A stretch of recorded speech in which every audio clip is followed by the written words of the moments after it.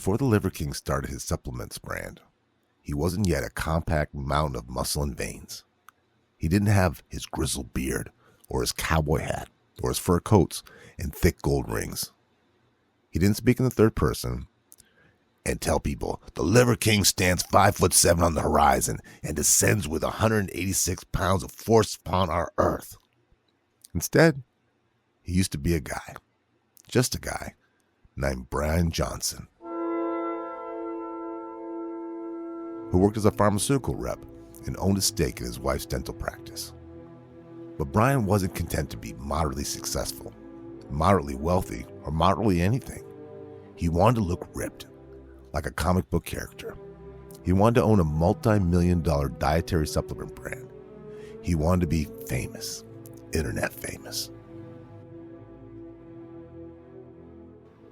Most internet influencers start slow, meticulously crafting content that people love, putting out weekly videos and building their followers over several years. Except that wasn't fast enough for the Liver King. Liver King supercharged his influencer reputation by dumping truckloads of money into TikTok and Instagram. Overnight, he had millions of followers who would tune in to watch him eat raw liver from the animals he hunted in his backyard, or pick the meat off raw deer skulls at his dinner table.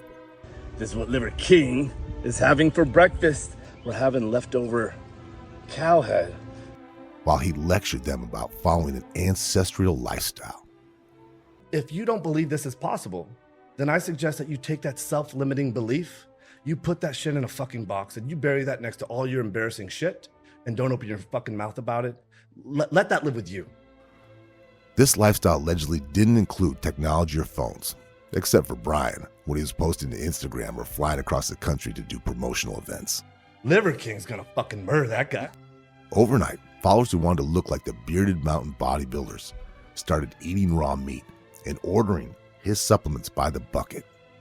They wanted to be popular like the Liver King. They wanted to get ladies like the Liver King. Most importantly, they wanted to get jacked like the Liver King. What his followers couldn't see was the vast marketing budget that Brian Johnson paid into his online persona. They couldn't see the wealth and privilege he had started with, the dental practice, the college education. They didn't know that his wife and children agreed to play along with the spectacle. Most importantly, they didn't know Brian was spending $11,000 per month on human growth hormone and steroids just to transform himself into the Liver King. All in the name of building a lifestyle brand and selling supplements.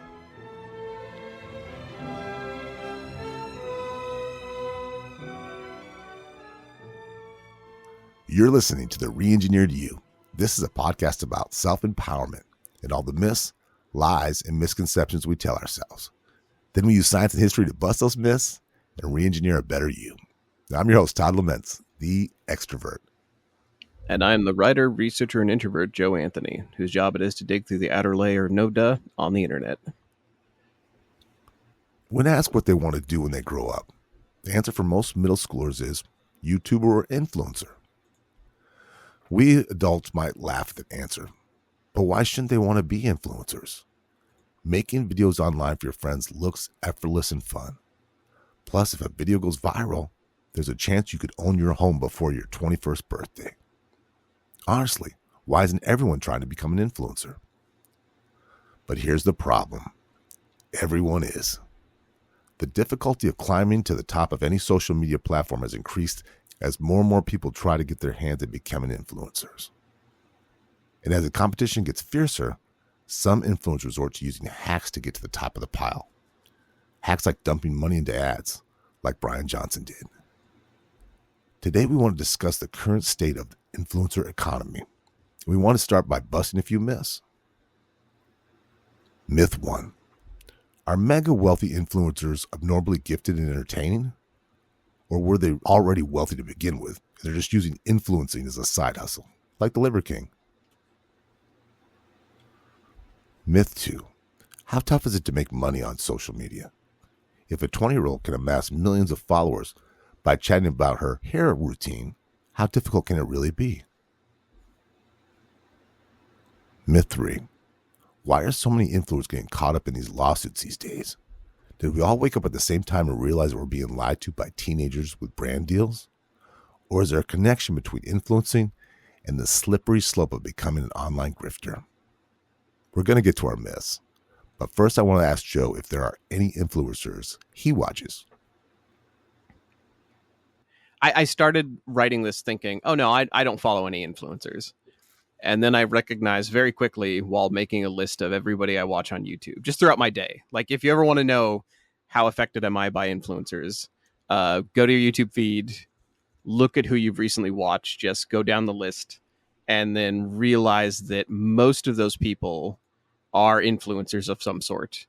So we're not, when I say influencer, a lot of people think of a teenager, like a young girl on TikTok holding a coffee from Dunkin' Donuts with her pinky out, talking about her hair brand. I watch Angela Collier, who's like a physicist who like dunks on fake scientists like like Elon Musk. I watch Josh Johnson, the comedian. I used to watch Diary of a CEO before he had too many quacks on, who's just a podcaster. But I was watching the video version. I used to watch Wisecrack, which is a philosophy brand. But like, it doesn't matter what the shtick is or what they're talking about. If it's a person sitting in front of a camera and they're giving you information, that's an influencer. If it is a documentary or a studio or something on the History Channel, that's different. That's a show. So when we use the word influencer, we're talking about in that way.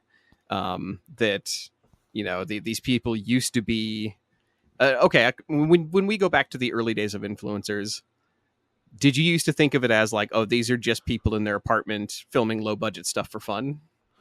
The one I followed, the only one I've ever really followed, and this was from one of the beginning ones, was a guy named Bro Science. And what he did was he went to gyms and he made fun of gym culture.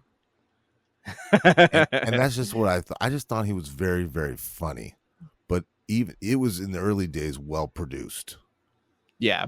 He was a stand-up comedian, and he pointed out things. I'll give you an example. He would say that everyone has their rival in the gym, someone who's their age, their weight, and you kind of don't like each other, and you dress the same, and and you wish you would die, you know. And it was funny, you know, because it was all stuff that all made kind of seem true, you know. Yeah.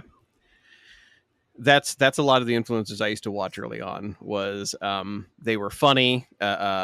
You know, it was people who made good points, people that were like roughly my interest and age bracket. And I think that's what influencers kind of started as. Have you heard the term the Grifter Economy? No, what is that? It's the idea that we've built an entertainment system and a system of clicks and a system of likes and a system of social media that's based around kind of like tricking people, and grifting, basically grifting for money. Good example of this is one of the influencers we're going to be talking about during this episode is Mr. Beast. He is currently like the most wealthy influencer on earth. Like he makes the most money doing influencer stuff possible.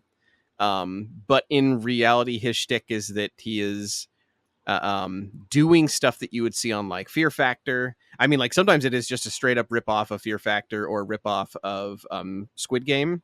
Like the same things. He's done stuff that is like things from the history of like radio competitions where it's like hand on a hard body, like the last person to take their hand off something or the last person to leave a vehicle or a submarine or something gets to keep it.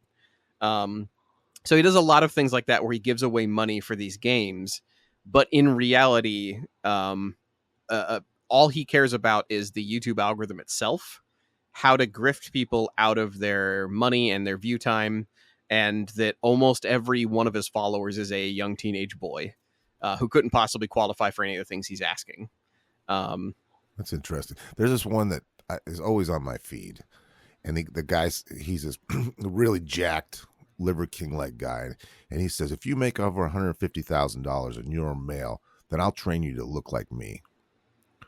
And then it's always about that thing about the money. It's like, if you don't make $150,000, you're not worth my time. Or it's right. Real macho, and it's obviously pointed at a certain person, but I don't think that's who it's getting. You know what I mean? Right. I think it's doing what you're saying. It's getting those boys who could never afford that. You know. and it might also be like you would have the income bracket needed to afford my super expensive personal brand lifestyle coaching, whatever they're selling.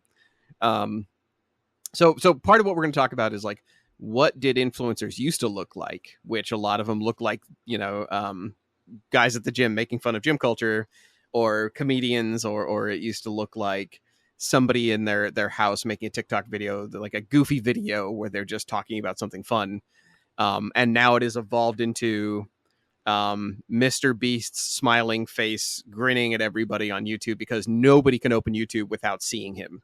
It got so bad at one point, he was so good at manipulating the algorithm, it did not matter who you followed, or if you tried to unfollow him, you'd still see Mr. Beast videos.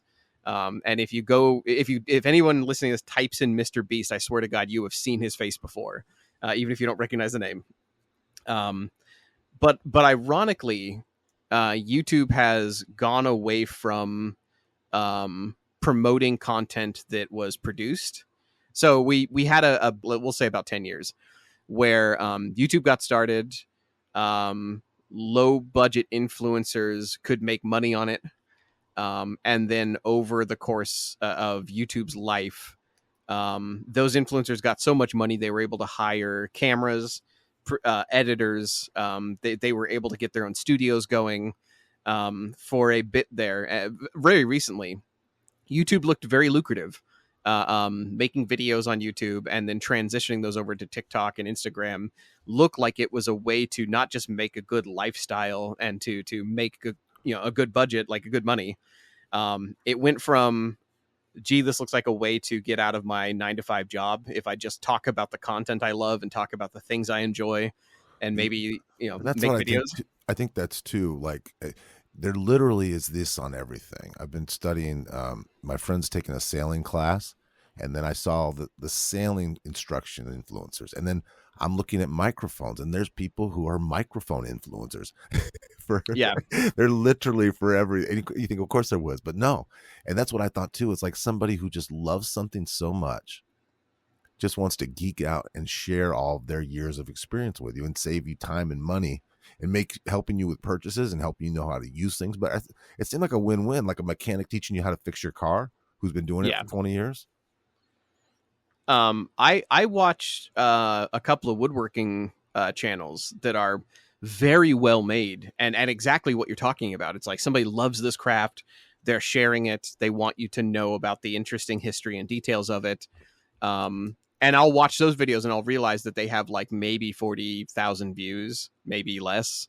Whereas a video of what I think is nothing, a video of someone throwing up, right? Somebody eating something gross, and it has like 1 million views. Or even worse, AI slop, like an AI video made about nothing that does nothing. Like nothing happens in it. Like somebody, like, it looks like somebody's about to sing something, and you can very clearly tell the entire video is made by AI. The face is partly melting. And they'll have a couple million videos just because it was made to suit the algorithm. So we're going to talk about why that happened, like what happened with the algorithm online to where the bubble burst. What happened to all these influencers? Like, we used to think that, oh, my teenage son at home, if he just, YouTube's hard enough and makes funny enough videos, he'll become rich too. And we're going to talk about why that was a thing 10 years ago, like why that existed, why some TikTok stars are buying their own houses right now, even though they're only 18. I mean, literally, that's happened. We're going to get into that, but we're also going to talk about why that is a enormous economic bubble. It's basically like a tech bubble, and it is burst. Like it's not just bursting; it is burst.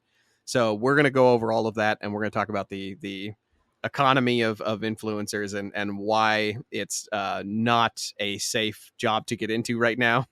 But we want to talk about the guy that's all over the freaking news and is trying to be an influencer, exactly like what we're talking about. Like, he tried every dirty trick in the book to try to become a mega influencer like Mr. Beast, and it looked like it just blew up in his big stupid face. So can we talk about who is the Liver King and where did he get his start?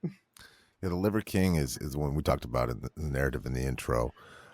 He is this, you have to see the links, because to talk about He's a short guy who is just jacked out of his mind, who has this very Viking look, and he's eating raw meat, and he's screaming, and he has machine guns, and it's kind of what you talk about.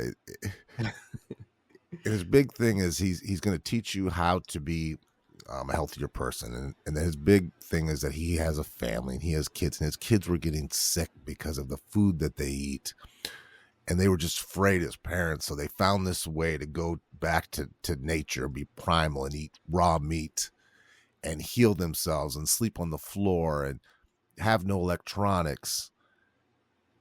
And he's doing just crazy things. He's bench pressing, 400 pounds underneath water, and he's eating raw fish. Like, I don't know, Joe, how do you say? I mean, it's just over the top. It's performative, is what I can think of. It really is. And he's so muscular that veins are just popping out of his skin. He looks like a superhero from a comic book. He really does. And he's yelling and screaming, and he's, talking down. You can see how this would be attractive to, I don't know, men 25 and under. Right. But if you're over that age, it just seems so silly. I now that you say that, I think you're completely right. I think it's another Mr. Beast, and I keep comparing them, even though the two are physically nothing alike, and their business model is dissimilar. But they're aiming for the same demographic. They're trying to sell to young teenage boys who have their parents' credit card. This guy goes everywhere. He's been very, very well promoted through, and that's nothing. The social media influencers all support each other. They all work together, which is kind of how the idea of this episode came up. I talked to Joe about it, and I thought what's interesting about Joe's a fiction writer, a professional writer, and usually you are protective of your content, but influencers work together and share. You'll see the same kind of skit done by 20 different people. And I always thought that was interesting. And it's exactly the same. They don't even, change it a bit. And then, so he goes on all these podcasts. And of course, he never has a shirt on. This guy never has a shirt on because that's part of his brand. And then he's funneling people to buy his liver pill supplements, and they do hundreds of millions of dollars. So it is working. So he does these just over the top machine gun blowing things up videos with him. Raw. Like the Incredible Hulk when he's mad. And so that's it. That's his schlick. I'm going to borrow a phrase from Patton Oswald.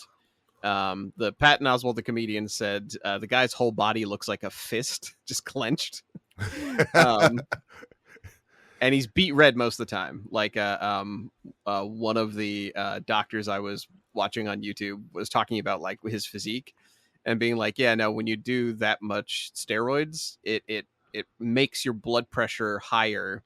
Oh, yeah. But also on the surface. So like it makes you as red as a beet most of the time. Now anyone that would think he's as being someone who's taken quite a few steroids throughout my life, a different age. I take testosterone now just for to keep me, for health reasons. But when I was younger, I took larger doses of steroids. Anyone who's been around steroids would know right off this guy is on so much steroids. It's funny that people think that are actually defending him and saying, oh no, you should see how he works out. Well, yeah, you dumb shits. He works out like that because he's on so many steroids. Right. That's how it works. You know what I mean? Yeah, to have the energy level and to do what he's doing, you have to be on that kind of dose. So we will get into what kind of dose he's on and how that was broken online. And right now he's in the news big time. So like everybody who's listening to this probably knows like, oh yeah, no, he got in huge trouble. But his origin story is actually more interesting for me because it kind of explains the marketing he got into. So we started our opening narrative. We mentioned that he was in pharmaceuticals. Ironically, the guy that is made of drugs, drugs turned him into the Incredible Hulk. He was a pharmaceuticals rep, and like he sold pharmaceuticals and went to college for that, as far as I know. And he was big. Like, did you see the pictures of him when he was like in college? He was. I think he was athletic. Yeah. Right. I think he looked like someone who worked out. He looked He like a just CrossFit guy, I would think. Yeah, he looked like a rower. He looked like the Atlas Man ads that used to be in comic books, where Yeah. it's like, yeah, that guy's pretty big, but like you wouldn't call him No, jacked. he wasn't an NFL football player or anything, you know. Modestly strong. Yeah. Yeah. And I think 5'8" is being generous. I think they're rounding up on that. I think he's Yeah. probably all 5'5". Yeah. He's as short as There seems to be a little bit of a little man's complex there. A little bit. comic book accurate Wolverine. And so he was just a pretty normal guy and pretty big. And he met his wife skiing and then like invested money in her dental business. So if you're looking for like the Incredible Hulk moment where like he gets hit with gamma radiation and becomes the Hulk, that's it. Is like his gamma radiation was just a successful dental business and the money that came from that. Like he went all in on that investment. It paid them back considerably, and then he was able to turn that money around. And she's a practicing dentist, which is a very lucrative profession. It's one of the highest paid professions of, you know, when you have your own practice, that, you know, that's usually $700 to over $1 million in income, you know. Yeah. And to slap your husband's name on there. Right. After you went to college for 10 years. So to what I'm saying is there's a lot of shortcuts here, Joe. Oh no, that's what I'm realizing is as you say that, I'm like, okay, so the guy that knows how to sell drugs pairs up with somebody who has a very successful dental business and is a dentist, and together he kind of figures out that like if you sell snake oil or if you sell pills that just have like dried liver in them, you can make all the money in the world if you market it correctly. Yeah, and it doesn't cost any. He realizes being in the drug business doesn't cost anything to make. It's the perfect business. But you have to really market it. That's where the cost is, right? Right. So if anybody's like, how the hell does a human growth homunculoid like him get so much money in supplements? Well, it actually came from seed money from a dental business, and he also used that money to build himself physically into something that shouldn't be possible, at least not with serious repercussions. How many dentists do you know? Personally, none. I know a couple doctors and I know a couple people who I know a dental hygienist. Well, the dentists I know are so serious, they would not want to have anything to do. They're a type A, you know what I mean? They're on the spectrum. They're just geek out on just, but they're engineer types. Yeah, I think it's lucky that he found a woman that would be into this. They have no interest in being famous, I wouldn't think. Or do all people want to be famous? I don't think I honestly like seeing his family in these videos and seeing how they react to everything. I don't think there's an ounce of them that wants fame. I don't think they want any part of what he's doing, honestly. But I think it's too good of money, so they're just going along with it. But we'll, yeah. I there is a video of them. I don't know if this was in the documentary or one of the YouTube videos I watched. There's a video of him like doing an ice plunge, and his wife is doing it with him. And he's like, isn't this great? We do this every day, right? And she's just like, her teeth are literally chattering. You can hear her shaking. Like she's visibly like she's vibrating because it's so cold, and she looks miserable. And that's the funniest part. The thing that kept me watching these videos and the thing that kept me studying this is like just the humor of seeing his family like cringe while they eat rotten meat and like meat out of like animals and stuff. And then pretend to like the workouts. You could tell that the boys were just dragging themselves off the ground. And you could tell by their body types that they were only doing this for the camera, that they weren't the workout kids. You could tell by how they were built that they didn't do this and you could tell by they did the exercises, that they had done them very often. But they said, we do 100 of these before breakfast, and we do so, you know, it's like, come on. It's just so phony baloney. Yeah, it's funny. And so I guess one of my first questions is like, he had this planned. Like anybody who thinks that he stumbled into these supplements, there was a very clear blueprint he was following. Like he went to college or like he went to college and specifically went into selling pharmaceuticals. He met somebody who had money and he invested in them, and it paid off. And he started this brand with the supplements in mind. Usually it goes in reverse for some influencers. Like if you are like Alex Jones, or if you are a big influencer online and you have a podcast, sometimes somebody will come to you and be like, hey, I want you to sell our bone broth or on your podcast, or we want you to sell a natural supplement that will keep you more awake and give you mindfulness, like things that are very clearly snake oily Yeah. and won't do anything at all. Like they won't harm you, they won't hurt you, they just do nothing. Sometimes you start with, I have the talent and I have the following, may as well make a couple bucks. This went in reverse. This is somebody who had really almost nothing on their plate. And then they started doing supplements as a business and had to follow up with entertainment. Like they had to find something to entertain that would keep people hooked or keep people watching at least. So we want to kind of look at that blueprint and be like, okay, is this how influencers get born and made? Is this how most of them educated? Like, do they come from money? Do they usually do what Brian Johnson, aka Liver King, did, and they have like an investment beforehand, or they already have like wealthy parents, or we want to know what these influencers usually look like. If Brian Johnson is exposing the bad blueprint, let's look at what it takes for these people to actually become successful.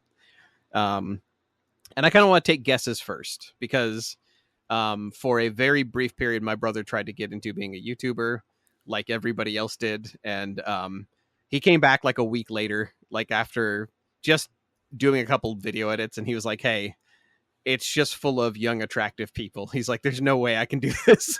He's like, it's just young, attractive, college educated kids. And they're knocking it out. There was one on TikTok that was going on for a while where young women would just get up and just kind of shake their bodies, and not really in a sexual way, but just literally talentless, just kind of swaying. Yeah. Almost like a beach blanket bingo kind of dance. And it was getting so many views. Yeah. It was like you said, it was just time burglaring. And then there was another one where people would be talking, and then so the person who was putting the video up would be mocking the person talking and kind of almost lip syncing, like almost in a childlike. And you just think, why would people spend their time? And again, there was an element like you're talking about of attractiveness, but you just think, oh, this is so stupid. It's so immature, and not middle school, but high school kids and college people were doing it. And you would think there'd be better ways to spend their time. Well, I think that is legitimately what people are getting out of it is if you miss that high school, nothing is really being said, but it's being done in good humor by attractive people. If you miss sitting at the lunch table and chatting with your friends, I think that's the niche this is filling. And I think if you don't grow out of that, that ends up being the influencer you watch. I still crave hot political takes and people talking about like interesting science and like weird stuff in history. And so like those are the influencers I gravitate toward. But I realized very quickly I'm doing the same thing. I'm watching a solo person who's staring into a camera, who is just talking about their stuff, and I'm like, oh no, it doesn't matter what it looks like under the surface. This is what an influencer is. The money that used to pay for big studios and the money that used to pay for influencers to like have a production team and have, what Mr. Beast does, which is like you basically have a TV show, except it's on YouTube. That's going away. And to be a successful influencer, to be a person who sits in front of a camera and just chats about nothing and makes money, more than half of them are college educated. So one of the things they found out on Instagram is influencers with a undergrad or grad degrees were far more likely to be followed and also to be believed as reliable, even if they didn't advertise their degree. So like they have to have had academia to come off as authoritative. Like they have to sound like they have to be able to emulate their professors basically, or they have to be able to emulate educators to be able to sound like one. And even if you're talking about hair brands, even if you're talking about bunk liver supplements, it does not matter what you're talking about. You have to have that authority in your tone, your voice, and the way you deliver to be believable in that way. LinkedIn found the same. More than half of their users have a bachelor's degree at the very least, which everyone knows about LinkedIn. That's not really an influencer's platform. That's more just like who goes there to advertise their work. Most influencers, here's the one that shocked me. I thought that kind of like the idea of like if your nephew gets a camera and a good microphone and just plays video games online with people watching, he'll be able to become an influencer. More than 60% can't afford their lifestyle. More than 60% have jobs outside of their online influencing. And even with those jobs, their median salary is usually under 48,000. So most influencers, if they are making money, the vast majority of them are doing it as a side gig to supplement their income. Don't most of them do, like I think of the nursing influencers? Don't they almost have to have a degree and a career to have a content? You know what I mean? Or they have to have been a fisherman or a mechanic or something to. That's an interesting question. There's yes and no. To have interesting content, you certainly have to have a passion and interest and a lot of knowledge about something. There's a guy that my wife watches who mixes drinks. I don't remember what his show is called, but like all he does is he mixes drinks from history, and like it's like drinking with somebody. I don't remember the name of it, but like that's your stick. Somebody asked him once if he was a bartender, and that's how he learned. He's like, nope, I just like drinking. And he has like a fully stocked built bar in his house that he records from in a studio. Same thing with like the super, super popular cooking influencer, Babish. He runs the show Binging with Babish. He was not a professional cook. Like that shocked me because he's been doing it for like he's assumed he was a chef for forever. How long, right? I mean, yeah, it'd have to be. As a celebrity influencer, he has literally cooked for like other celebrities. He has now cooked for like presidents and presidents' wives and things like that. Like there was an episode where he went to the White House, and come to find out, he was a editor for video, and he just really, really liked cooking, but he knew how to get a good shot. Like he knew how to edit video and how to like present in front of a camera very well. So that's what he did. Is he's like, I'm gonna start a cooking show, and the first episodes are awful. Like you watch the first few, they're really hard, and they got so good. I watch his stuff to learn how to cook steaks better. So yeah, influencers generally are college educated.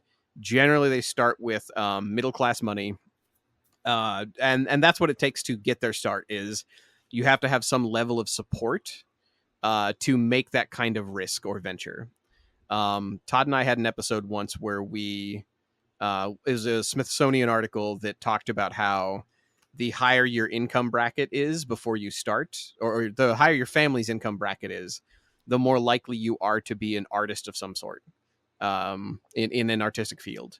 And that's because I know that people have this fantasy of like, you can be a starving artist, you can be a poor artist, you can be a street urchin and learn how to paint brilliantly. But really what it takes is you have to have a grounded support network and enough money to not worry about where your food's going to come from. And then I did a lot of research on a lot of actors and actresses who were the ones who moved to LA and were waiters and waitresses and became, right? But the truth of it was their rent was paid, their car was paid by their parents back home in Ohio. Right. And they omit that from their narrative.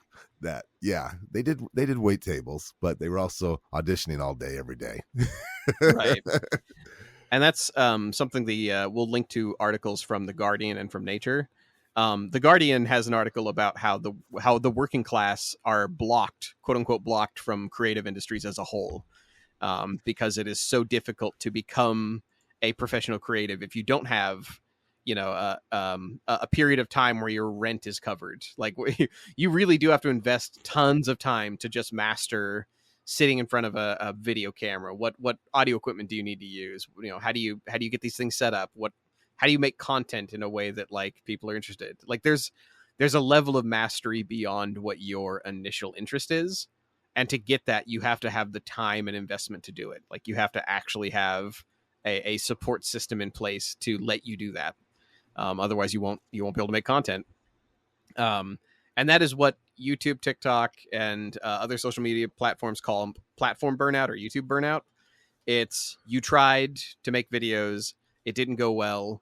You could have stuck it out, like you had fine content, but you just needed to keep going until you went viral, and you didn't have the money to do it. Like you ran out of funding, you ran out of lifestyle, you got burnt out and tired of doing it and making content all the time.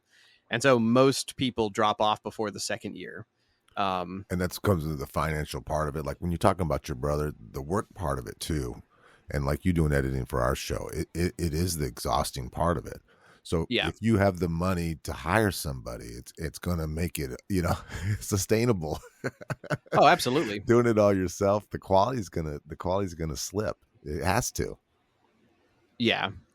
There's I may be accidentally skipping ahead here, but there is a God, what's his name? Nicholls. He's an editor slash reporter style influencer, and Nicholls does like hard hitting journalism stuff. And one of his videos, he talks about how your favorite influencer, no matter who they are, is probably doing much less financially well than you think. Like everybody is like, oh, I've got I watch this influencer, he looks like he lives a good life, and he's got this cool house and stuff. It's like he must have a ton of money. In reality, very often they don't, and they're making within the median we mentioned, they're making about $48,000 a year, if that. And then besides those ones that are struggling and getting burnt out, there are these super mega influencers.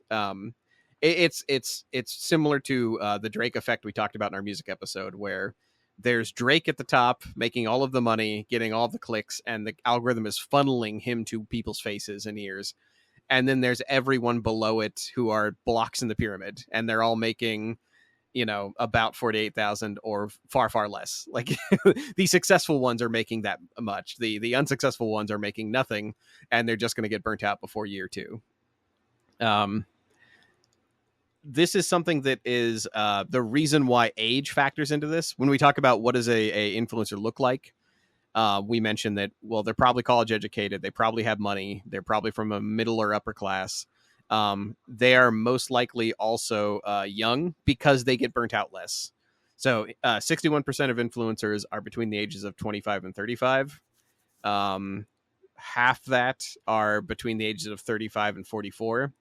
And anyone above 44 is a fluke. That's like that's discovering a leprechaun. Yeah, you're elderly. You are not for camera. You're for radio, and you didn't get a podcast. Right? Yeah.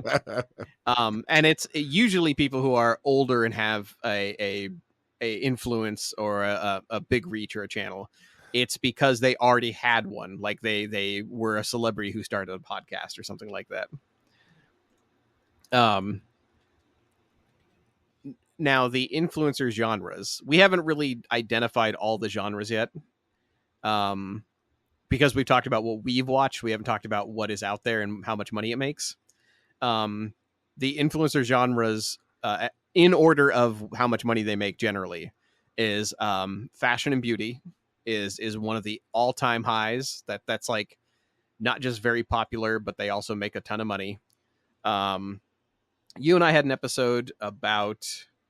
Oh God, I don't even remember what the title of the episode was, but it was influencers who were on TikTok who were taking corporate deals, and it was damaging their influencing. Like we talked about a young girl who was like taking corporate deals to do Dunkin' Donuts ads, basically, and we talked about how corporations were realizing the only way to reach their young audiences, because if you're under 20, you're probably not watching TV anymore.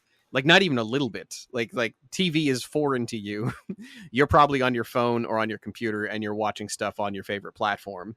So the only way to reach the young people was they were like, okay, well, we'll find them on TikTok. We'll have, this beautiful 18-year-old holding a like Dunkin' Donuts. That's how we'll get to them. We'll show them food that way.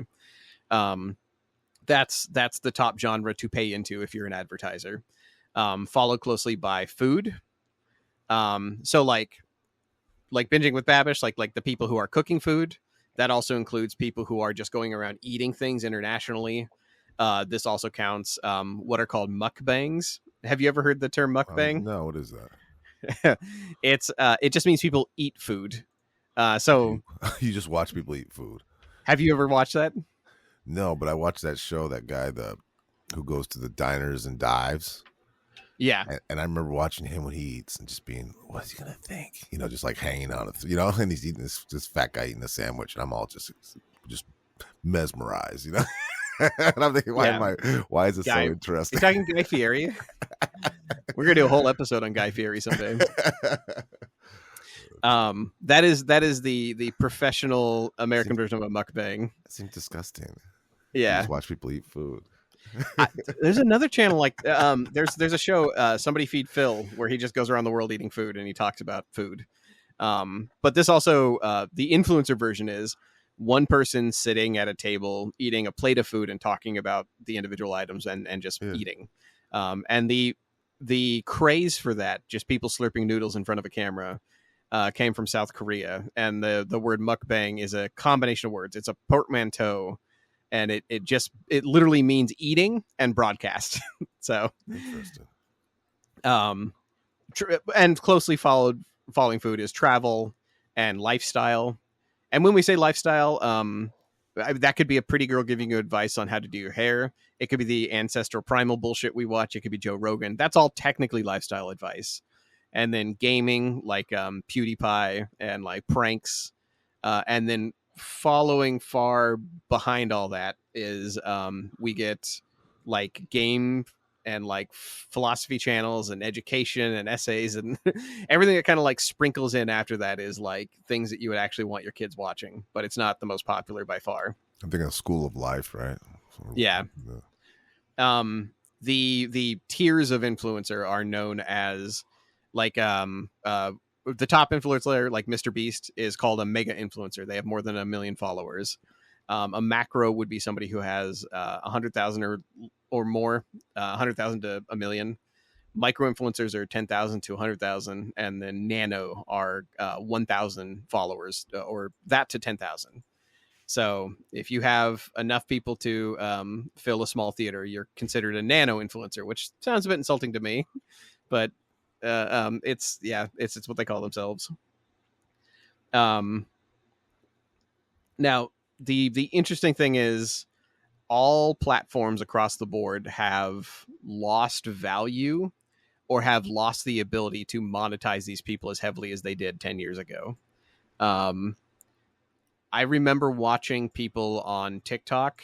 We had a couple of examples, I think, sprinkled in this episode somewhere, of young people who were on TikTok who had made it big and suddenly were able to like buy a house or were able to afford, a good lifestyle.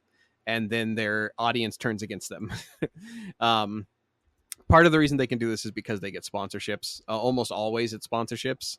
But now sponsors are starting to pull out of these things. They're pulling out of the platforms in general. They're pulling out of the artists also because there just aren't enough people to follow everybody. You and I have talked about, because we have a podcast, we've talked about how incredibly saturated the podcast market is. That there's like, a couple hundred extra podcasts that get people try to record and put them on the platform every year. That's for everything. Twitter, Twitter isn't as much of a platform anymore because 70% of its value has been lost since it changed its name to X and since it got, under new management. Podcasts are very, very oversaturated. The only lucrative way to start a podcast is if you are already famous and you come with followers from another field. Instagram used to promote a variety of videos and pictures and shorts and clips. But its users accuse it of dying because growth is stagnated for new people. But it's basically like any other platform where whoever's been there longer gets promoted the most. Isn't that kind of the feeling, like if we would have known about this, even like I think of marketing, like email marketing, like the people that got into that in the beginning, like you just late to it and it was just saturated, kind of like self-publishing. It could have been very lucrative if you just would have known. I have professional friends who every time a new social media system starts, like Blue Sky started up And like a couple of my friends went there, and they're like, I'm gonna be the first influencers on Blue Sky. Like their plan is now, if a new platform shows up, they'll try to be there early so that they can get the most attention and get the most grabs, which is interesting. Yeah, Facebook. My favorite quote about Facebook is, "This is the place your grandpa buys to. This is the place where your grandpa goes to buy lawnmowers from the neighbors." Like, they've lost their young market. It's the one I'm most comfortable on. I should tell you about how old I am. Okay, right? Well, that makes sense. They don't change anything because they know how old people like us hate change. You know what I mean? They keep it the same.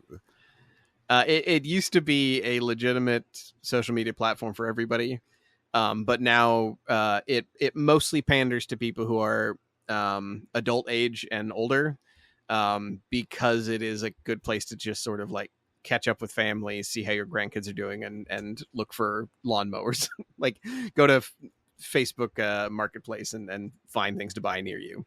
So not. Yeah, if we're talking shrinking markets in social media and influencing, Facebook is not a place to be an influencer, basically. Now, YouTube is an interesting thing. YouTube is gaining followers, but it's becoming more competitive. There are more content creators than ever on YouTube, and viewers want high quality. Like, they want to see the high produced, expensive, Mr. Beast videos. They want to see things that almost look like it came from a studio.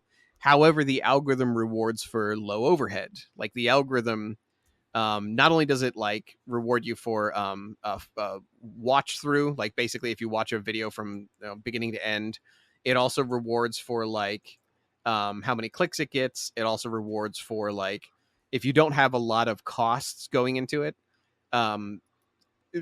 Basically it's changed over the years to where the thing that makes the most money is one person sitting at a camera with a single microphone, telling you things that are shocking. Like, the longer you can keep somebody's attention and the less people you have involved in the process of production, the better off you are. So some YouTube videos have become nothing but somebody saying something shocking into a camera. Testing 1 2 3 4 5. North Korea is almost totally dark. They didn't need to take account of the curvature of the Earth over Ohio because they weren't planning to join Ohio to a national grid at the time. So there's information out there that we just cannot conceive. And like the reason why almost everything is like video essay style now, where it's one person telling you something interesting, shocking, or amazing, and they're just saying that for an hour, is because that's what YouTube is currently promoting. Like, that is what their algorithm wants. It's what will make the most money, and it's also the hardest to sustain. If you're an individual, like if you're a normal guy and you're like, I'm gonna start a YouTube channel, try talking about something incredibly shocking and nobody's ever heard about it before and it's mind-blowing. Try to do that every day or like every other day. It's hard to be that emotionally outraged. Right, yeah. There aren't enough subjects to be that invested in or to surprise people with, and that's what you're trying to do, is you're trying to fill an information gap. And honestly, most people are pretty wise. Like, if you're on YouTube every day looking for stuff to watch, you're usually up on the content that you love and you already enjoy. So there's only so much stuff. My favorite one, and there's this influencer, and he's openly gay and very dramatic and really good speaker.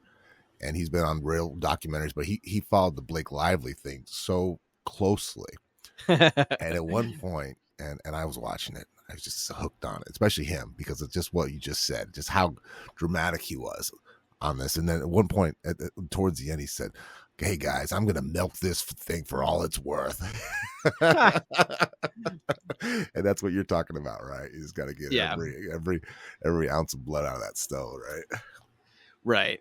And that's what a lot of people do. They'll have a channel that starts getting successful with the subject, and then you'll just see them basically make the same video or subject over and over and over again.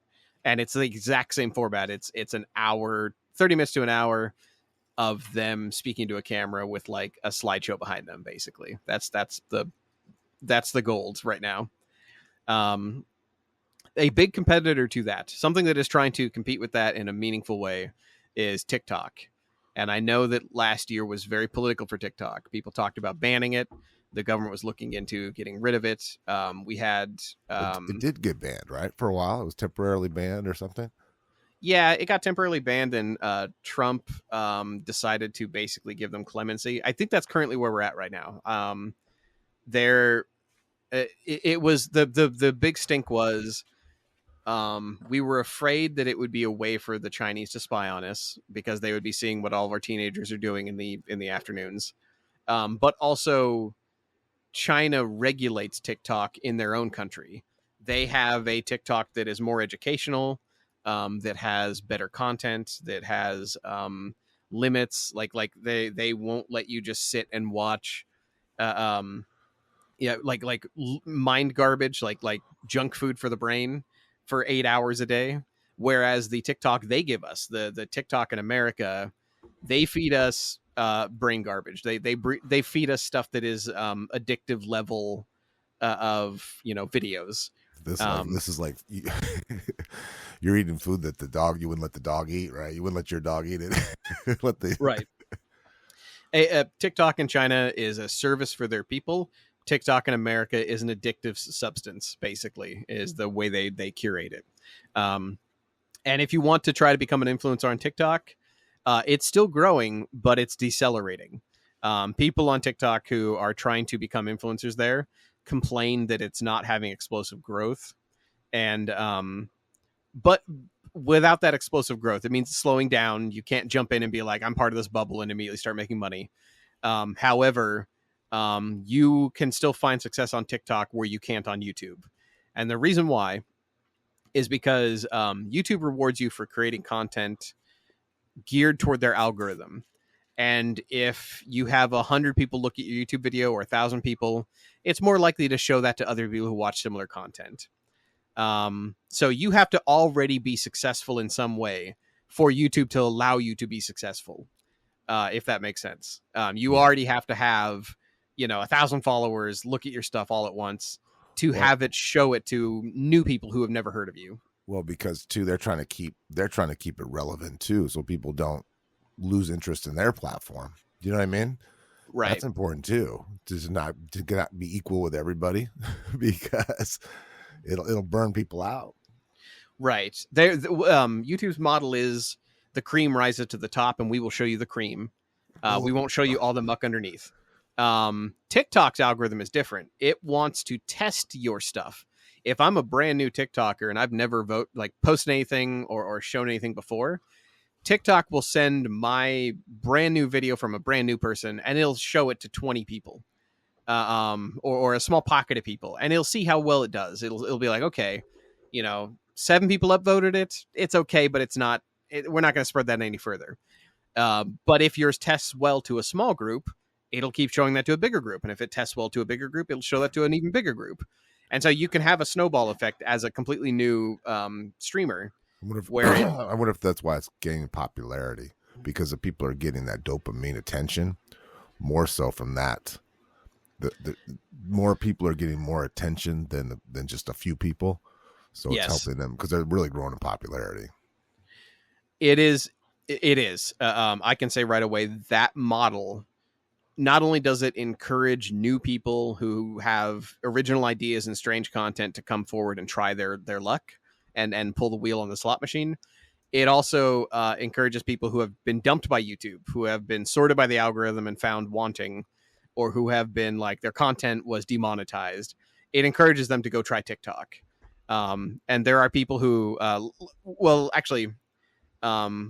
talk about the mega successful people on TikTok who land coffee deals. But a couple of the people I was talking about where they did that. They tried TikTok. They went from a different platform. They realized that YouTube only wanted to show them Mr. Beast and, influencers who already have a mega following. And so they're like, okay, I'll go try my luck over here. Haley McGuckin was one of the first people to buy a house outright in the Hamptons from her TikTok success. In the Hamptons?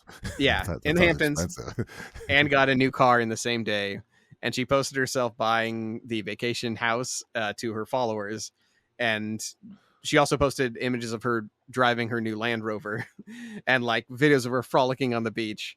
And all of that was earned because she started a Get Ready With Me clips, life advice and beauty tips channel on TikTok.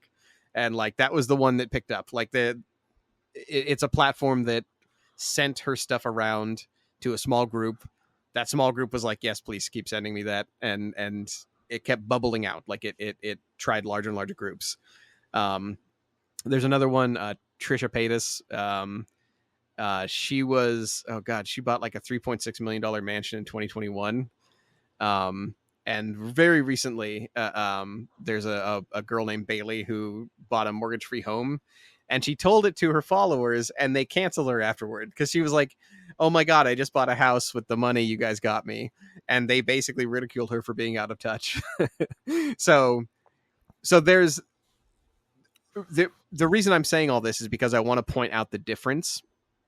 On YouTube, Mr. Beast can post to his teenage followers, his teenage boys that think that they'll eventually meet him and he'll give him free money. And that's why they follow him. Mr. Beast will post, hey, I just bought a giant house. Or there are honestly, there are really, like, I find them disgusting videos of, young 20 somethings who they'll buy a mansion with their YouTube money, and they'll have videos with it that they're showing to their young followers who are like all, middle schoolers. And it's like, hey bros, we did it. Like fam in the house, like party. And it's a bunch of kids partying in a mansion that they just bought. Whereas these, Go ahead. Whereas these individual TikTok influencers who are doing beauty advice, they'll get shut down and ridiculed if they buy expensive things and show off.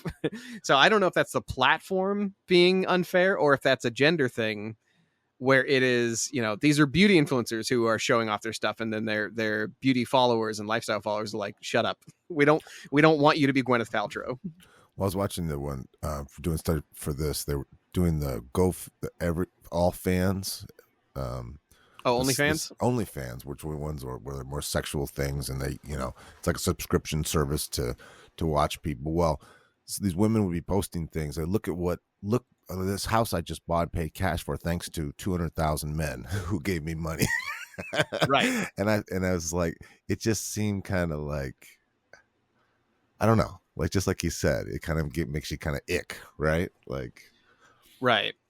Well, it's also like, it's what keeps the platforms growing. Like, I think that the reason why YouTube and TikTok promote that kind of content, it's not just because people want to see it and young people click on it and they're like, hey, like this is all aspirational. If I'm a teenage girl, I may think that, hey, I'm going to watch these people buy their dream home with TikTok money because that's what I'm going to do next. That's my move. But I also think that it's almost like lottery where, if I'm on YouTube wants me to think that by participating in their system, I can get rich too.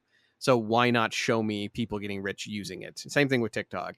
TikTok wants me to think that if I participate in TikTok long enough, I will make all the money in the world. And the people that it's fooling into that are the youngest. Like, I can't stress that enough when we talk about this stuff, that the people who are falling for this bullshit are the youngest people who can possibly participate in their platform. Well, that's the thing. I think average Mr. Beast follower is like 13. Well, and then the misconception of this OnlyFans thing is that if you show your body off and become kind of like an online sex prostitute kind of, but most of the people who do it, only the top 1% even make six figures. And that's with a lot of production and you know what I mean? They're almost running an adult channel. Most of the people make $200-$300 a month. Yeah. And so it's similar, right? So it's like, but it is very similar. And the one good thing I can say about it is, I mean, this is a negative thing to say about it, actually. It is showing itself to be the bubble that it really is. That we're seeing that this is not sustainable. The people who get rich off their content, or at least gets enough money to buy a house on their content, they don't keep it very long. And a lot of the way they're getting paid is going away. And we're going to talk about why brands are slowly realizing that influencers are not a good investment. But also we want to talk about how, well, let's talk about the unsustainability of the lifestyle. Jake Paul has to fight washed up celebrity boxers to keep people watching him. Podcasts that used to be interesting and fun, like Joe Rogan and Diary of a CEO, which are really kind of opposites, like politically and also in their tone. They both have to start hosting the same wackadoodle medical quacks that claim that rocks can heal you and that toxins are bad for you and that, just insane shit. Stop masturbating, your brain rots. Like, the kind of stuff that is on their shows. Like you'll notice that it doesn't matter how different the hosts are, they have to have the same people on. Like they have to give the same people platforms, which includes Liver King. Liver King has been on most of the shows we've been talking about. Like all these influencers and all these podcasts, the only one he hasn't been on is Joe Rogan, and it looked like he was going to be for a while. But it's crazy to watch these. It doesn't matter what brand, lifestyle, or kind of philosophy your favorite podcaster or influencer claims to be. Most of them are hosting the same people, spreading the same messages, basically following the things that will make them money. And if they don't do that, then usually it's a scam. Like the Hawk Tua girl, who basically started a podcast and started influencing lifestyle just so she could like cash out with a crypto scam early.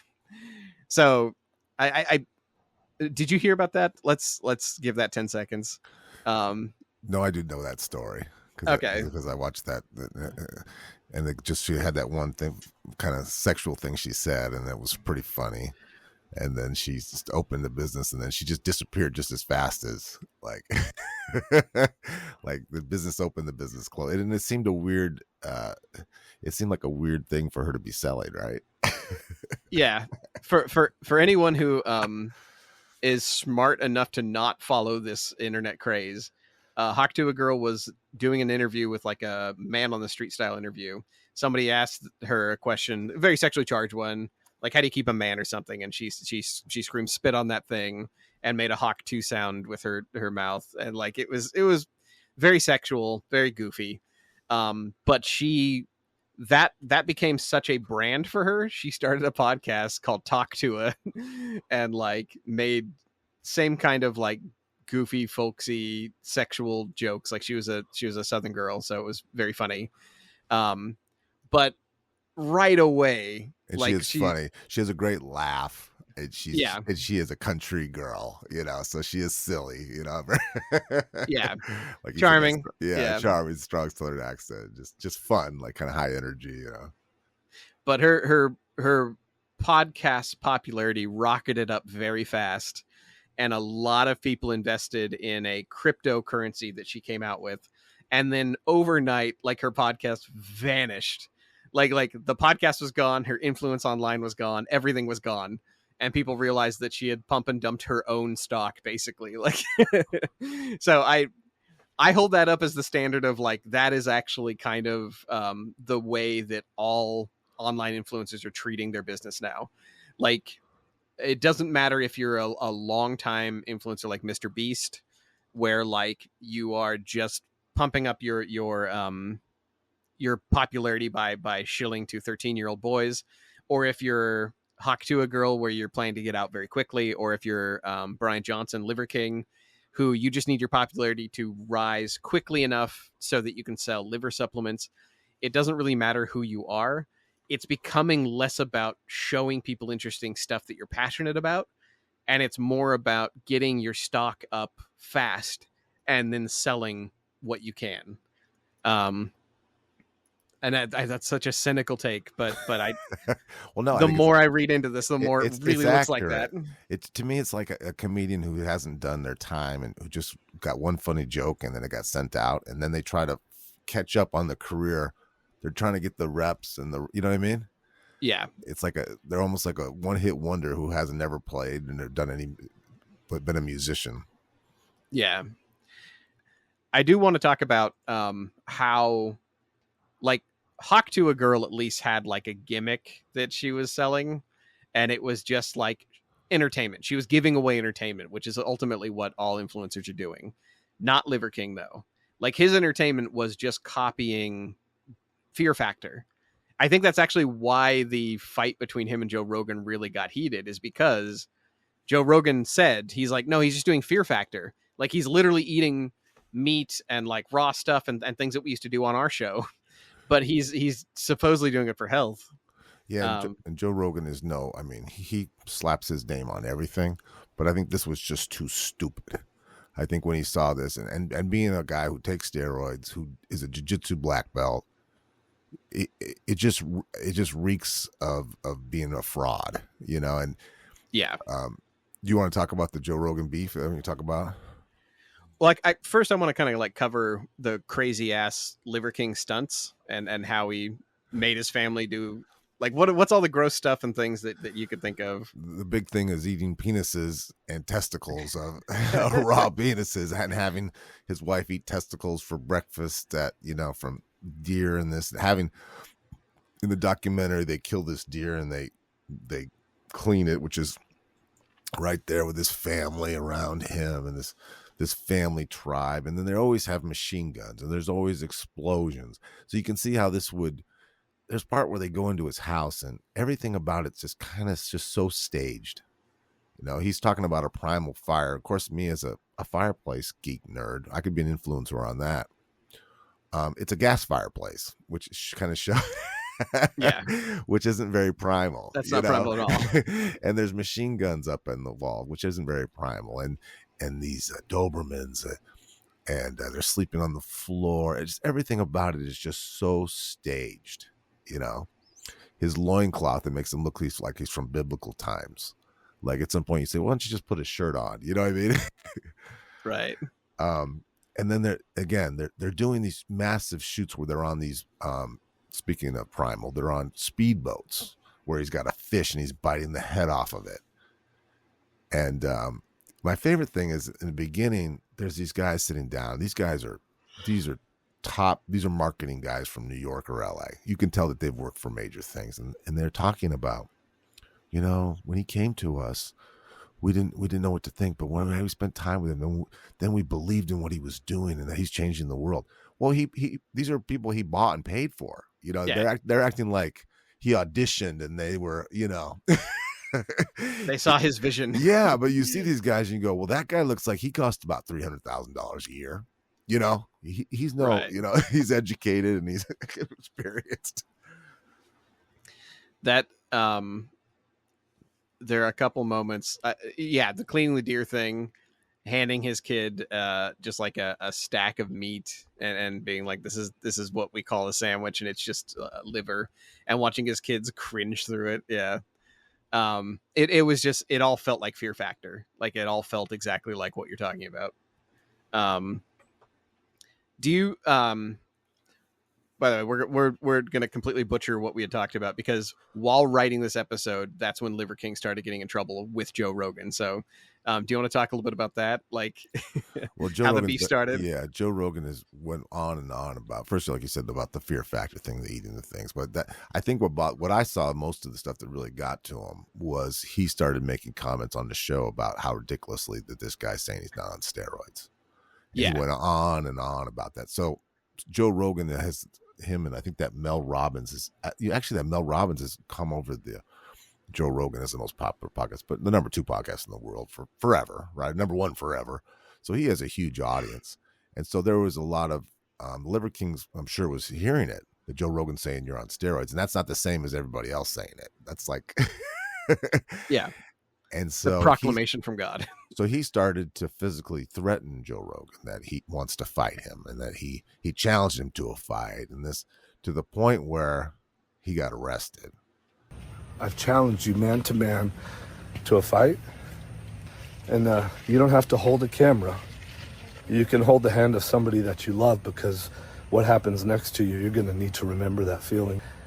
And then there was a restraining order against him and Joe Rogan. And then even after he was arrested, and that made national news because it shows him, getting the mug shot and everything. Even after that, he doubled down on it. And you're a black belt, but you've never come across something like this. willing to die, hoping that you'll choke me out. I pray to God because that's a dream come true. It feels good. He respected the he didn't break the boundaries of the restraining order, so he would say, that Seth Rogen guy, where is he? You know, he very, very immature. And I don't know, you know what I mean? Like, I'm thinking, why would he do that? Or is that what you're saying about the Huck Chewy girl? He's just trying to keep in the limelight for a little bit longer and milk it for all it's worth. I mean, is that it? Yeah, I very much believe so. I think the reason why he is like pointing to the biggest kid on the playground and saying, let's fight. That's exactly what it is, right? Yeah. I think the reason he's doing that is because he got caught using steroids. Like, this is such a dumb thing to say out loud. If you ever see him and you're a functional adult with a regular brain, you're like, oh, that guy's on steroids. Like very obviously, like the individual muscle strands are sticking out from his skin all over his body. And it's just like, no, you've never seen somebody on so many steroids. And one person said his belly button looks like it's on steroids. It's so slick. I read all the comments. Also, when they do all these promos where you see him meeting people, men, you know, at a Disneyland or wherever, and they're just starstruck, and they're like, "You're my hero. I started working out because of you." Yeah, and it's just so brainwashy, you know, clickbaity. Like, no one would want to look like that. He's a weirdo, you know. There was a if you haven't seen the Netflix documentary, there's a Netflix documentary. There's also a YouTube 1 hour expose that's really good. There's a 30-minute or hour long talk by the doctor who found out or exposed his steroid use. And you're right. There are many moments of that where like everybody who comes up to him and is like, you encourage me to work out. You're my hero. I love you. They're all very young men. Like they're all like, I don't even think any of them are 18. And they're buying liver supplements, like dried liver in capsules. And there's a degree of taking steroids too. And there's people that take steroids. Let's say a bodybuilder who does local shows and, you know, not pro or anything. That would probably be in $300-400 a month, up to $1,000. This guy was spending $12,000 a month on steroids. Yeah. And then swearing that he wasn't doing anything, that he was just living an ancestral lifestyle and sleeping on the floor, and, you know. And there was a breaking moment. Do you want to talk about the doctor, or do you want me to? You go ahead. Okay. There was he made a mistake. Liver King slipped up, and while he was looking, like he was changing doctors, and he was looking for a doctor who would help him regulate his steroids or change the steroid dosing he was on to help him sort of achieve his goals. Like he wanted to get bigger, he wanted to get more shredded. He basically wanted to just like keep amping up his use in a way where it would make him like as superhero action figure as possible. And the person he messaged had his own YouTube channel. Ironically, was a sort of doctor influencer. And the guy sat on the information. He had this very incriminating email. It's long. Like we're not going to read it here because it is so long. It is like a couple pages.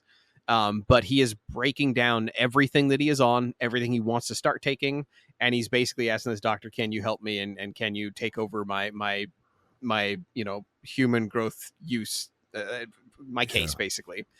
And after because he got stale, because he wasn't gaining, and then he was thinking, he plateaued. Yeah, plateaued. And after watching him sort of lie his ass off online and peddle placebos and like con youngsters, this doctor just had a video. He's just like, okay, well, I'm kind of an influencer, and so he put out a video where he just exposed Liver King through and through. He's like, here's the email. Dirty. It's pretty dirty, isn't it? Yeah. Signed by Brian Johnson at the bottom. Here's his actual email from his regular, like here's where he lays out exactly everything he's on, yada, yada. And it was like it overnight, like his own, like Liver King's followers, the young boys who were like following him and taking his advice and taking his supplements, started posting in his comment section. If you ever go to Liver King on YouTube and look through his videos, you'll find that the comments have been turned off for a lot of videos, and it's because his own followers like, holy shit, you're a sham. Like some of the comments were hilarious. They were like, I took all these liver supplements. Turns out I just needed to take all the steroids. Even his name seems fake. Doesn't that just seem like such a generic name, kind of? Brian Johnson. It does. And then he does talk about in his documentary where he was so uncomfortable. He's not a charismatic person. He really needs that body to pull this off. He's not someone that he's not a good talker. He needs to yell and scream because he doesn't have anything really to say. Yeah. He has to really kind of posture up and put on this big show, lots of loud noises, but he's very fake. He just seems to be reeking of insecurity, you know? Yeah. If he was more articulate and more thoughtful, he would have been able to be an influencer the old fashioned way, which is instead of just immediately pumping as much money into his own body and his ads as possible, he would have used that money to just say something interesting online and slowly build a following. But that is what ended up happening is he lost his following. His people turned against him. His sales and his viewership plummeted very, very fast. So he came out and said, okay, fine. Everybody wants me to go natty. That's what he's calling it. He's like, he's guest podcasting on these like Manosphere dude bro podcasts, and like everybody's asking him about the steroids thing, and he's like, fine, I'll go natty. I'll stop taking the steroids. And he quit cold turkey for about 6 months. Did you see the videos or pictures of him when he was cold turkey? I couldn't find any. What did he look like? He looked so bad. Like it looked like he drank from the wrong chalice in Indiana Jones. His hair went like kind of like lost its color in the front, and like he got wrinkles. Like it just like it seemed like overnight he like aged 10 years. And the same doctor that commented about his original steroid use was like, yeah, he needed to wean himself off. Like he needed to keep introducing, like these hormones. He needed to balance himself. Like he needed to do a slow wean off, like some of the better bodybuilders do. And he's like, no, he just crashed basically. And then went back on like, he is now on more gear than he was on before, and spending more money on it than before.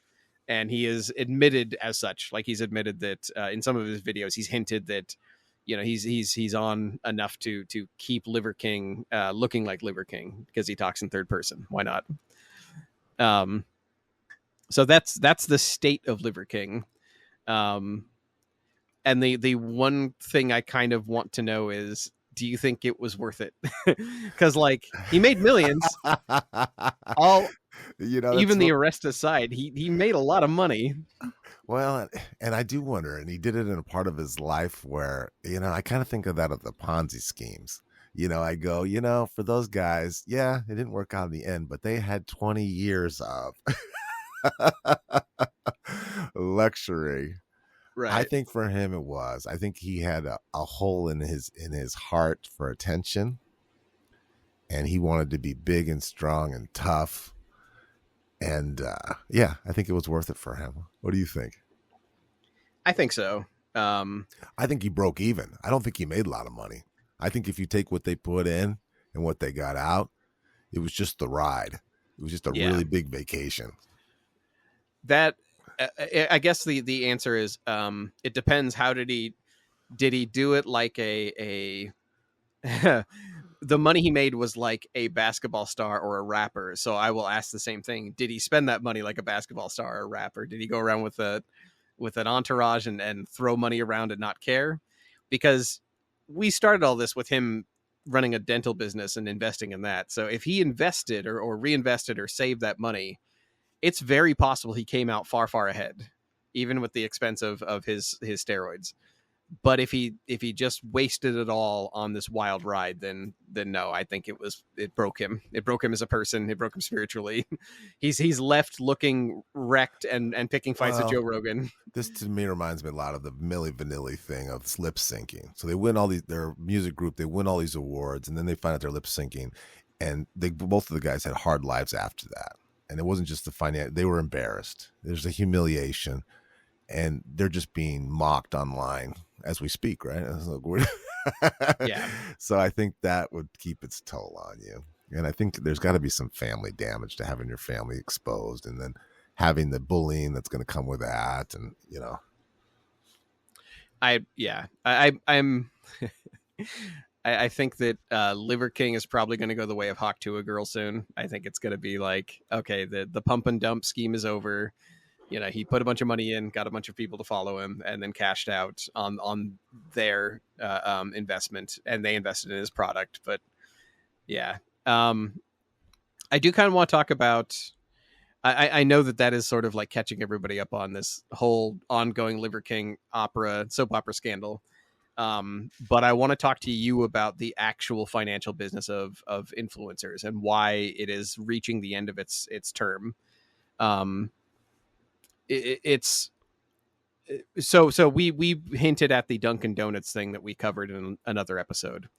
There was a period of time where Dunkin' Donuts was paying young beauty and lifestyle influencer girls to put their product into their hands.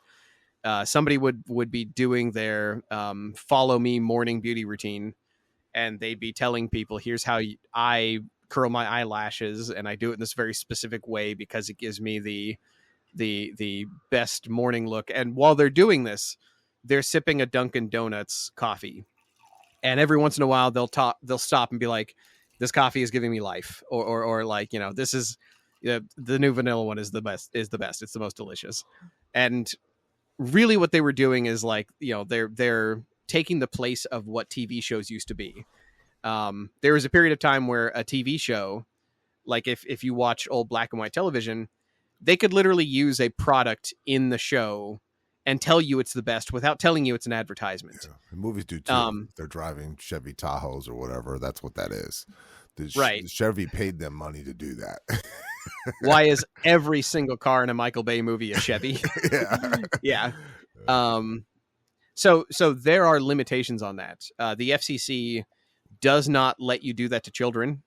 SpongeBob can't be talking about life under the sea and then suddenly start talking about how amazing Dunkin' Donuts is. There are serious FCC limitations and legal limitations on, you're not supposed to advertise to kids while you're entertaining them. You have to have a stop in the show. You have to have a break. It literally has to, like, they have it written that you have to play a sound effect, like a music or something, to let you know the show is partial, like ended for a minute.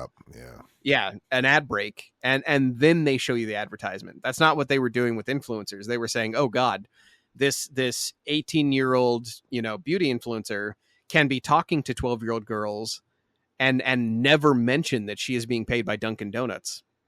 YouTube now has it in their clause that you have to say when you're getting money from something. Like, it has to say in your video, or you have to have like an icon pop up that says that it is sponsored. But this has also led to what they're calling a market crash, or a honesty curve in marketing for influencers, meaning that there was a period of time that before before, when influencers were new, people trusted them. Like Liver King would have just been trusted. His young kids, they identify them with being their friends and helping them, right? They really do. They're putting their makeup on with them. It's kind of an intimate thing. Yeah, it's not the same. Like, yeah, that's called a parasocial relationship, and it's generally a good thing. Like, it can be very good. It can also be very bad. So I didn't mean to cut you off, but I'm so on board with what you're saying. So we had a period of time before 2016 that young people were trusted influencers, and they trusted influencers to be their friend, and they trusted influencers to tell them honest things, or at least give their honest opinion.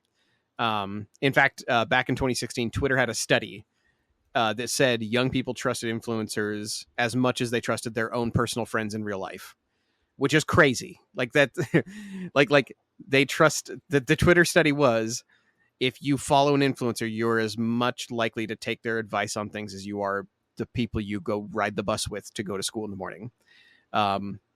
However, that economy of trust is being broken. So if I'm Dunkin' Donuts, I look at this, teenage girl, and I'm like, oh my God, you could be the way to get to teenagers finally. here's a Dunkin' Donuts. Drink it in front of them. I will give you $100,000. I'll buy you your house. Please just do this in front of teenagers. And they did it. They took the money. Just across the board, almost all influencers ended up taking the money. And what that led to was a break in trust. Fast forward from 2016 to now. I mean, it's crazy, but yeah, it's been 10 years. No, we're done with that. Like the trust economy has, there have been too many crypto pump and dumps, too many bad promotional products, too many, sponsored by Dunkin' people doing their morning routine, or influencers getting canceled. I don't know about you. When you're watching a video online, can you tell when something is sponsored? You can smell that insincerity, right? You can. You really can. And that's a good way of putting it. You can just sense it. And the insincerity of that's kind of why Facebook's decline is too many ads. And I think our brain now, especially with all the different platforms for watching TV, where you don't watch as many ads as we used to, and they're omitting commercials, we're getting less patient for that. We used to just sit through it and think it's part of, it's the social tax of watching this. But now we're trying to change channels, and they try to mix it in like that too. It's a little bit insulting. Yeah.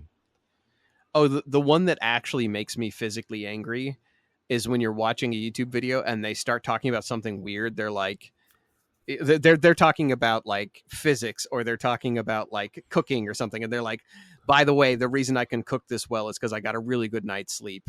And I want to tell you about Sattva mattresses. And it's like, exactly. I want to punch the screen. They say the name of the product one too many times. You notice that? They say, and then you realize it's an ad. Oh, okay. Yeah, exactly. Just play a fucking ad so I can tell the difference. Yeah, I get so mad at those.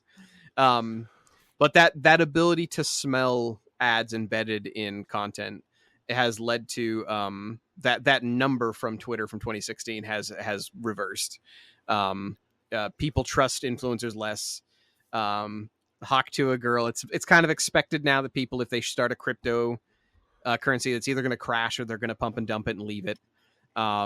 It is now to where Liver King and Andrew Tate and Joe Rogan and all these people, they have to sell supplement brands like fake pills and food supplements that do nothing, just because they no longer get actual advertiser money.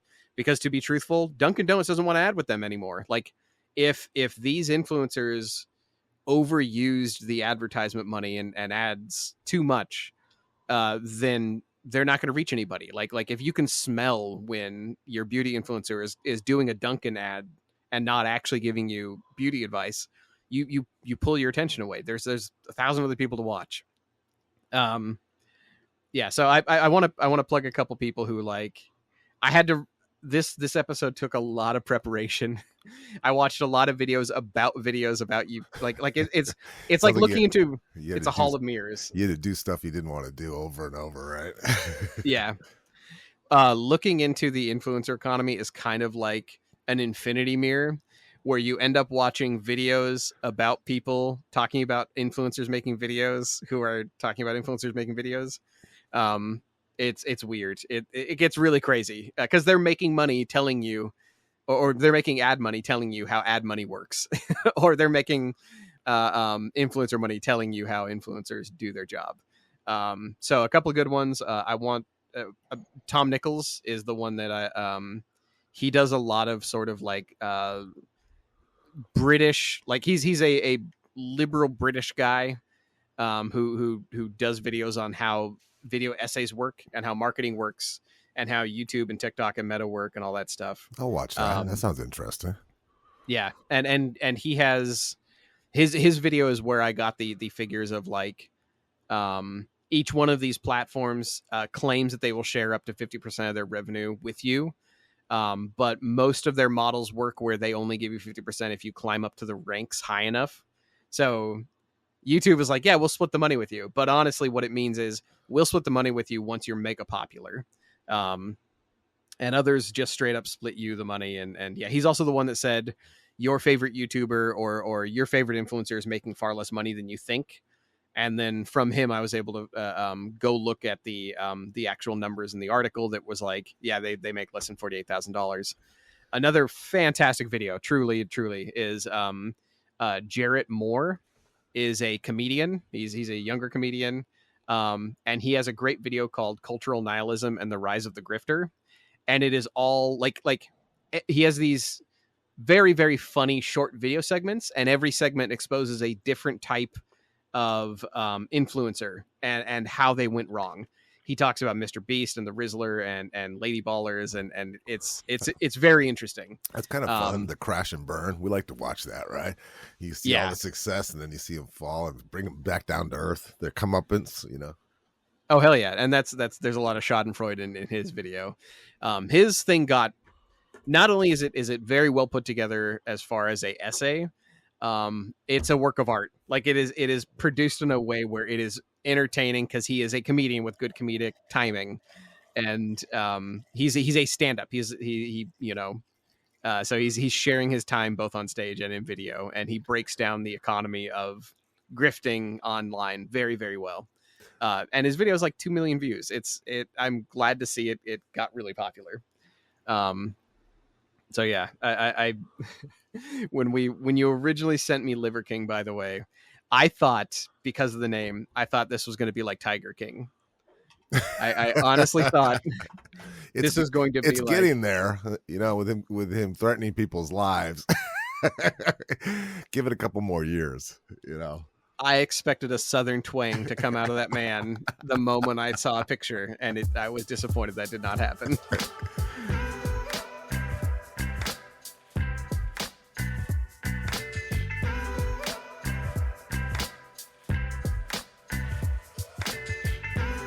You've been listening to The Reengineered You. Thank you so much for listening to the show. You mean the world to us. We have a new episode every week. You can connect with us at www.re-engineeredyou.com. That's where we have research links, show notes, feedback, and blog articles for each of our episodes. We're not experts in anything, but we've got an opinion on everything.